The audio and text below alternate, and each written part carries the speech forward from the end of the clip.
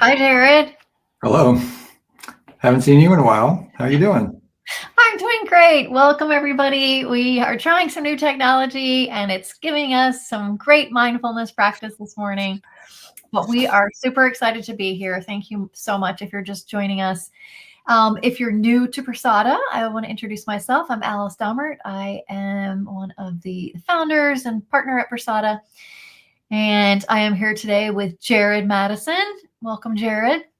Thank you. Hello. Hello, everyone. Hopefully, I see this is now on Facebook. So hopefully someone's out there and can see us. And hello. Looking forward to sharing what we know about burnout. And I think we both have a bit of experience in that area. And I've been writing a couple blogs recently about it and just different ways we can react and respond to it. So I'm going to dive into that a little bit today. Yeah. So, for those of you who are new to us, Prasada is a corporate wellness company, and we believe that everyone has the desire to thrive. And that means to live a life of health, purpose, and joy. Burnout is the opposite of that.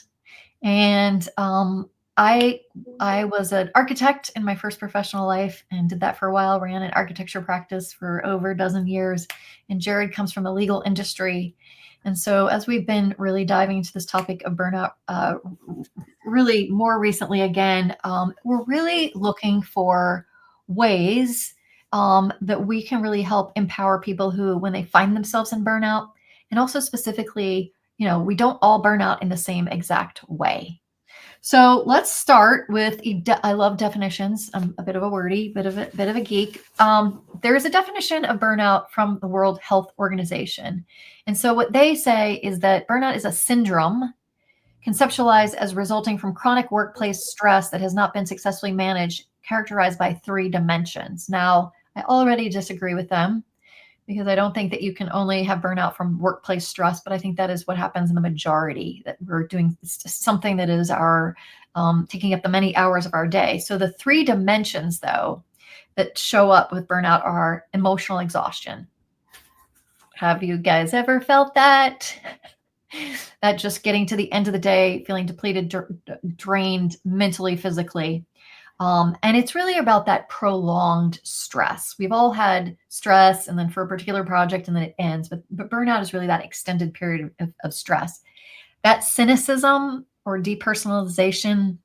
So that's when we start to get a negative attitude, we get detached, or that cynical attitude toward, sometimes it's the work that we're doing, sometimes it's our colleagues, and sometimes it's the people that we're serving. Some, the clients that we're serving or the people that we're serving. So that cynicism, that depersonalization. And the last one, well, I can really relate to this one, is reduced personal accomplishment. I call that just like getting things done, that we're spending so much energy just trying to cope with such an extended period of stress that we're just really not able to be effective, start feeling really unproductive. And then when we're not feeling like we're hitting the marks, whether they're milestone marks at the office or just our own feeling like we're getting things done, that really starts to have an impact on our fulfillment. Like if we're not doing things well, it starts to feel really, really bad. So there are other ways that you can get burned out. Certainly, if you're a mom taking care of a young baby or young children, or if you're taking care of an elderly parent or caregiver. We talk about caregiver burnout. So I like to go that burnout really happens a little bit beyond the World Health Organization. Did you find there was much burnout in the legal industry, Jarrod? A little bit. Every now and then, I really had a sense of like, wow, this is a lot. But one thing when you're just reading the definition, this time hearing it, it's one point that I thought of is we all face stress all the time. Like this is just what it means to kind of interact with the world. And the definition included that stress is not being successfully managed. To me, that's an important distinction. It's not about just like blissing out and never feeling stress. It's when you feel stress, how do you manage that? So yeah, I've struggled sometimes in the legal industry, managing that stress, and because there's just a lot of pressure, and I'm sure that's true for a lot of people in a lot of industries. And like you're saying, in other contexts, I think what we're talking about here is, and a lot of the things we'll talk about today, and the context for us is stress generally. And technically, under the World Health Organization definition, they're having a very narrow, specific view and definition of burnout as in the workplace. Yeah. But a lot of what we're going to talk about applies across different contexts as well. Yeah, and you just reminded me, I was having a conversation on Friday with 2 attorneys, and we were talking about how one of them was saying that they had sent something to their accountant, and their accountant had said, well, I have a 5-week lag, so you'll be put into the queue and 5 weeks later. And that most of the time we're like, oh, okay, thank you. But an attorney does not tell one of their clients, I'll put you in the 5-week lag. No, usually 5 weeks is too late. It's not your client anymore. And the same thing, if you go to see a doctor, you expect to wait. So different industries have different stresses just in terms of the expectation of response time.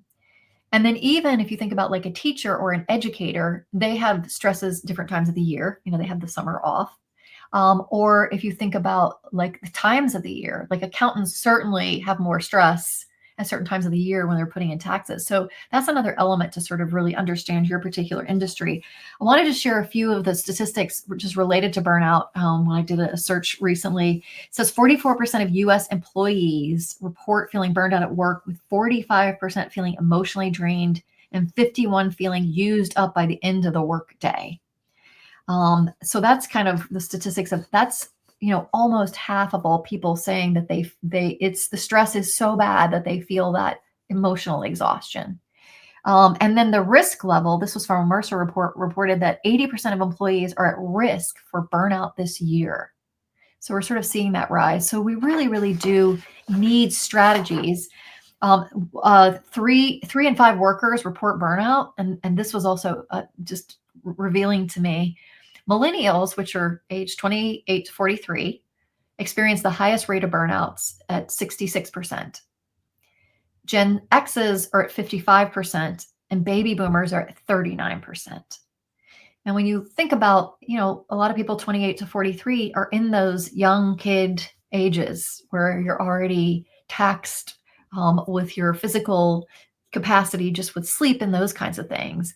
So this kind of tracks with just as you get older or your kids get a little bit older, it might have a little bit less stress because those factors aren't factoring in. And then one other thing was just that the other factors were, sometimes people said it was workload or hours, long hours, staffing shortage, but the highest percentage of contributing factor for burnout was 63% of employees identify mental and emotional stress as the top cause of their burnout. So it was really that, sort of when we're not feeling great, when we're in that imbalance, and we've talked about this before, that, it's not just a like, hey, Jarrod, if you went and took a walk this afternoon, you'd feel all better. It's not like just do a little better on self-care and you're going to feel all right. So what do you see in terms of like, what does burnout look like? How does it show up, and how do we know it's happening? Yeah, I think one of our main messages today in our program is that it shows up differently for different people. And I know for me, I really, when I'm feeling the weight of obligations at work, just feeling that stress, that I will do my best to like think my way through it and really just put my head down and just get more work done, which is sometimes counterproductive. That's just adding more to my overall workload. But that's my personal tendency is I don't, especially in a work environment, but I don't want to like feel these emotions. And so I'm going to just push through them and I'm going to rationalize my way through. But that's not everybody. Not everyone does that.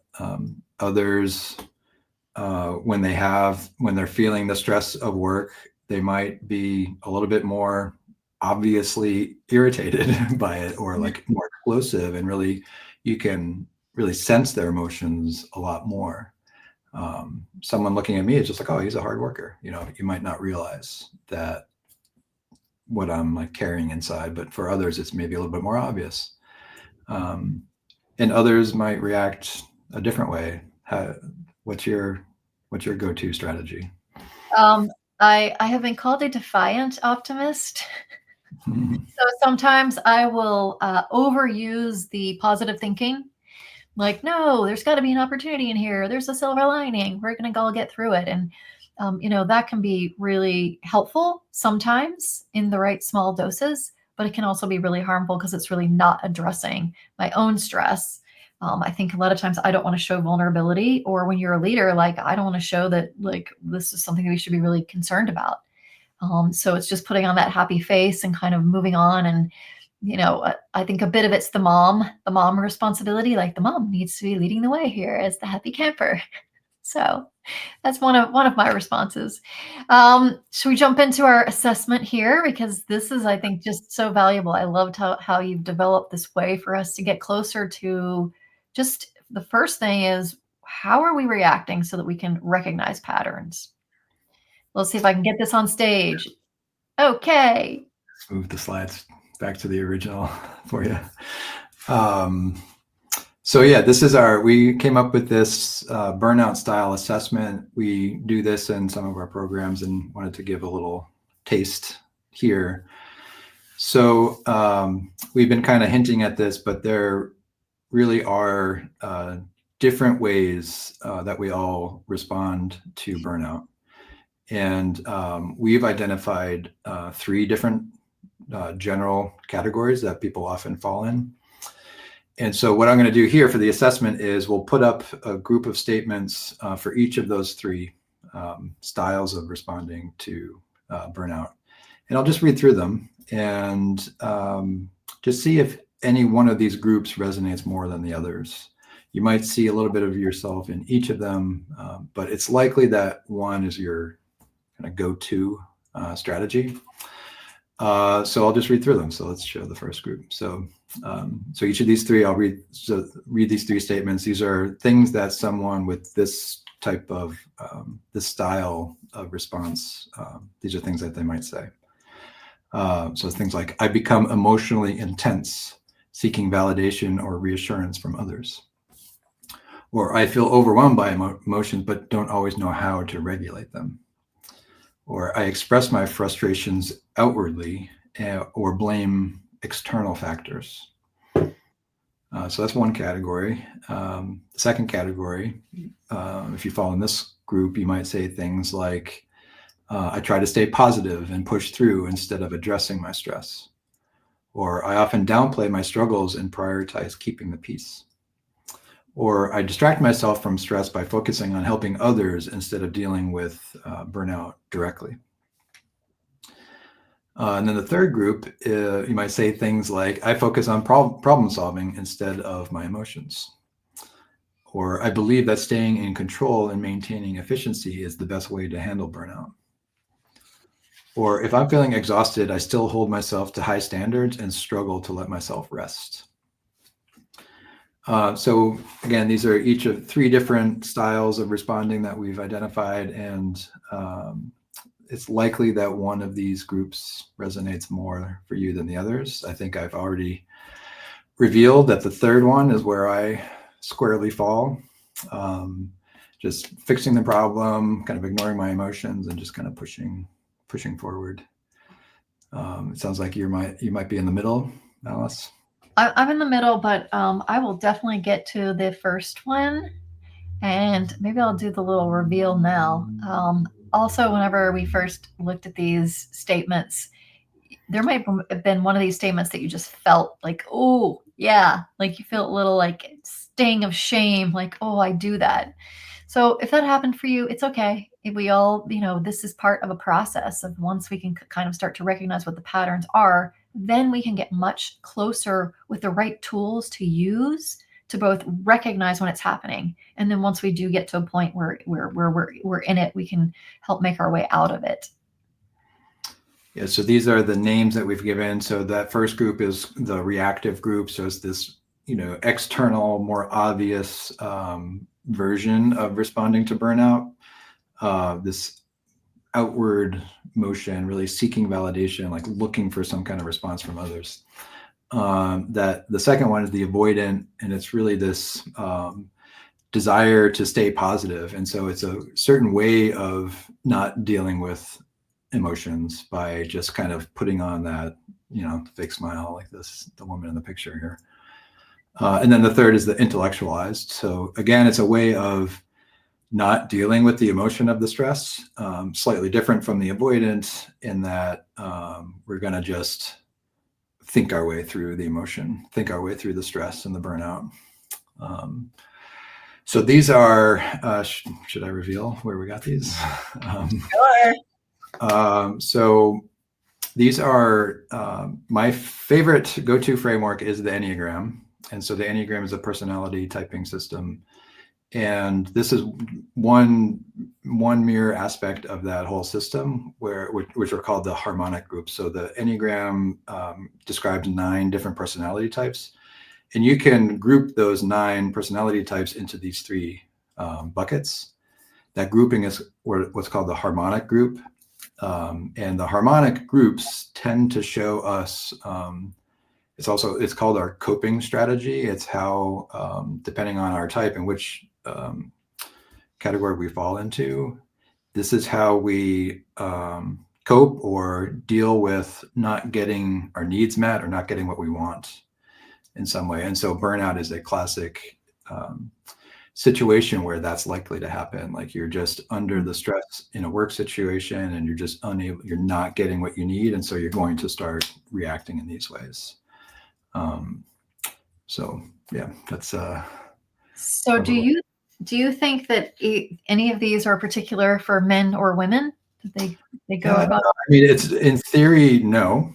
That it really is. I mean, I think in general, there's statistics on like the distribution of Enneagram types across genders and all kinds of different populations. And I don't think that there is a correlation between gender and Enneagram type. That being said, there are social constructs that also influence us. So from my own personal experience dealing with people and knowing their Enneagram types or helping them figure out their Enneagram type, I do find that a lot of women tend to think that they're in that middle category, that the positive outlook, or the harmonic groups in the Enneagram system have slightly different names. So the reactive group is called the reactive group. The avoidant group is called the positive outlook group. Mm-hmm. And intellectualized group is called the competency group. And it's very common when you're trying to figure out your Enneagram type to mistype yourself. Sometimes because it's how you want to think of yourself or how you think you act in certain situations. Sometimes it's like I'm saying the societal like norms that are imposed upon you. And so I found working with people that women do tend to over mistype themselves as a positive outlook. Mm. But I certainly know a lot of men that take that general approach, and I know men and women that fall into each of the 3 categories. So yeah, that's an interesting question. I tend to see more men doing the intellectualized, if I had to put in my 2 cents. And again, I think it's cultural. I think the expectation is that men have to stay a little bit more buttoned up. I think you said at one point that, and I've said the same thing, like if there's your go-to is intellectualized, when we get pressed, many of us, it will take a lot, but we might get to the reactive. It's interesting because sometimes the reactive people are the ones that, like, once they sort of have that little, like they're showing the emotions, they're processing them through. I think that's hard on the other people around them. They might feel slightly better because it's like venting, like you might feel better with venting and expressing that emotions, but then you've kind of put that all over everybody else. they're going to be able to move on. But the intellectualized guy might be the guy that everybody's like, oh, that guy was like so calm and then has a heart attack. You know, the person who's really been suppressing it, and it's just having that impact on their health. Yeah, this is where it's important. So I think knowing these three styles is good for just your own self-awareness and like how do you personally react to burnout, and therefore what can you do about it. But it's also important to recognize that there are different styles. People, your colleagues or clients or whatever that you're interacting with may have a different style, and so a lot of the tension in relationships, like whatever kind of relationship you're talking about, is when you have a different approach and you don't recognize the approach in the other person. And so someone who is reactive in a burnout situation with someone who is in the intellectualized response, the reactive person is seeking, like, in some ways they want to commiserate, like, this sucks, and they're really just outwardly expressing their emotion, seeking some kind of reassurance or some kind of validation. And here's the intellectual, like me over here, that's just like ignoring that and just saying, okay, but how are we going to work through this? Let's like think about this, and like really just trying to get rational about it. That might feel good to the intellectualized person, but that's going to feel horrible to the reactive person who all they want first is to just get validated. And then the same kind of dynamic, no matter which two you kind of pair up. Yeah. So can we do a little impromptu role playing here? Sure. Bringing this on you. So, well, if you realize that you are the reactive person, because sometimes I can be the reactive person on occasion, just knowing that, I might be able to say like, oh, wow, I was not expecting the project to go this way. I'm feeling really worried about the situation. Can we talk about that for a moment before we just jump right to solving the problem? So, in a way, I'm saying what my need is, and I'm recognizing that I do have the need to sort of do that. And in some cases, I don't know, is doing that helpful for, and I'm saying, I know we're going to need to solve the problem, but could we just take 2 minutes to sort of just like process through, like, oh, wow, this is a change of direction. Like, and then asking for that. So you as an intellectualizer, how does that feel, and how would you respond to me making that request? Yeah, I think as if I have no self-awareness and I'm an intellectualizer, then that's going to feel so counterproductive. It's like, yeah, we're all like, because the intellectualized person is also feeling that, but they don't want to acknowledge it. They just want to get past it. And so they're going to view that as a waste of time, as a distraction from actually just solving the problem. If we just solve this problem, then the stress would go away. We wouldn't be in this burnout situation and everything would be fine. Like, why are you harping on these emotions? Yes. And that is, I think, our biggest fear is that if we pause for a moment to name the emotion, that we're going to suddenly become the emotional, out of control, get everything up, everybody's going to be on the floor crying. And certainly when I started meditating, I was afraid to sit still with kind of feeling those things because my fear was that they were going to take over. And so I think that's part of what our learning will be, is in any of these, is that like just taking that moment to be like, yeah, this feels really scary. Let me just like acknowledge like what that sensory experience is in our bodies, and trusting that if we can name it and just give it a tiny bit of space, that we are then going to be able to, in the next 3 minutes, say, okay, wow, thanks for that time, Jarrod. I really appreciate you. And you might even say like, yeah, Alice, this is hard. Yeah, I've thought about this before in different contexts, when just trying to wonder, like, how should the different harmonic groups interact with each other? And there seems to be like some kind of ideal version of that and like, I don't really know if this is accurate, but it seems like it really should start with the reactive person. Ah, And just letting that, like, because they're going to express what we're all feeling. And so let's just acknowledge that. Let's like express that rather than it definitely shouldn't start with the intellectualized person, because that's going to just start really like repressing everybody. And it probably shouldn't really start with the positive outlook person either, because that's also kind of ignoring the like the reality of the situation we're in. So in some ways, the reactive is kind of honoring, like, hey, this kind of sucks. Can we all just acknowledge that and like just honor that and then kind of move on? And so I go back and forth with like who should be next. Probably in this order that it's actually on the screen. So like let the reactive person react. We all give space to allow that person to do that.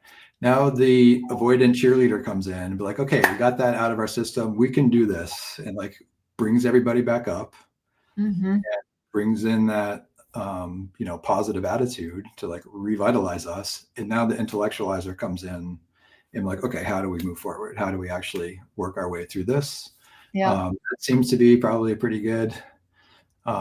Maybe the intellectualized person comes in and then the cheerleader like celebrates at the end. I've convinced myself that that's the way to go. But well, and I love how you talked about like, the role of the person who is the reactive. And so one sort of piece of that is that if I am a person who's feeling it, there's two different things. There's one thing for me to be recognizing the feeling and being able to articulate that. That means I'm honoring it. I'm probably naming it for the rest of the group. That doesn't mean that I have to be dramatizing it out. right. It's that's the next level of recognizing about myself. Like I do feel the things most, and I can, by naming it, by honoring it, that's what the feelings are wanting. It doesn't mean I have to be the pantomime, the meme of that actual emotional experience. And that's me modeling that is also, slowing things down a tiny little bit to where we can all honor that. The positive emotion person can honor that, because each one of these, as we've said, have a role. They have a particular role. So I just we are a little bit obsessed about the solution of breath work. So we have something for you guys. I'm going to pop this up on the screen in a moment. It's got a QR code on it. So I'll add that to the stage here. So if you guys follow this QR code, you will get a PDF, which will show you Jarrod has come up with a breathwork practice for each of the different types that can really help be the right tool for that.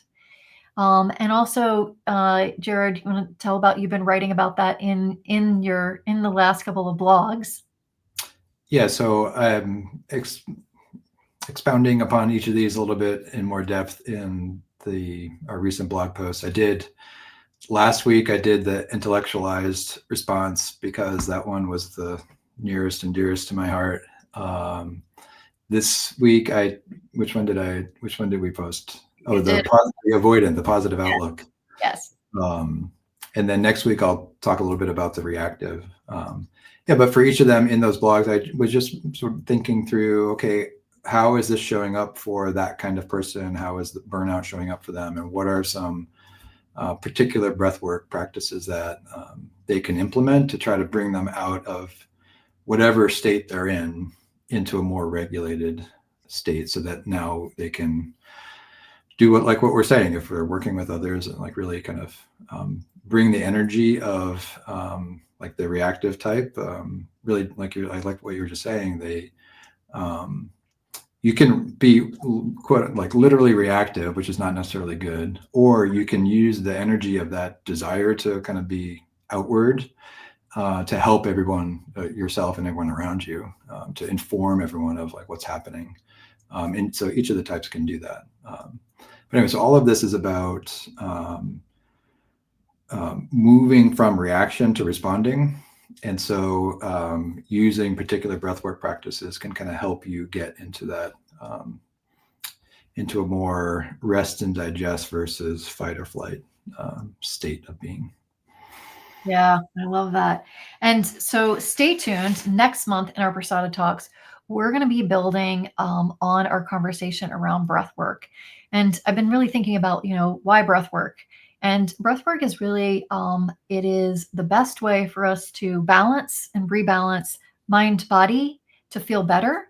And it's not magic, it's science. So we really want to be sharing more with you guys, because our goal is that just like we have a practice of movement, just like we have a practice of the way that we eat, just like we have a practice about our habits around sleeping, we can develop breathwork practices that are easy to fit into your day. The breath is free. It doesn't take a whole lot of extra time. That can really make a massive, massive impact on our overall health and whole being. So we want to share that with you guys. We're super excited. Also this week, we opened registrations for our retreat in Portugal. It is called The Power of Breathwork. It is designed just for folks like you who are really working hard and would like to have that space and time to have a little bit of a just listen to your own wisest wisdom. Maybe you're going through some sort of transition. You're thinking about what's coming next for you. And so really doing that within this group container, group context. We've just done 25 retreats in the last 3 years and really designed this one for working business professionals to really support them. So thank you, Jarrod, for joining me today at Prasada Talks. Thank you, everybody who's been here. If you're watching this live, or if you are going to be watching this as a recording on Facebook, we will continue to do these each month. So have a great rest of your day and be well. Thanks, everyone. See ya.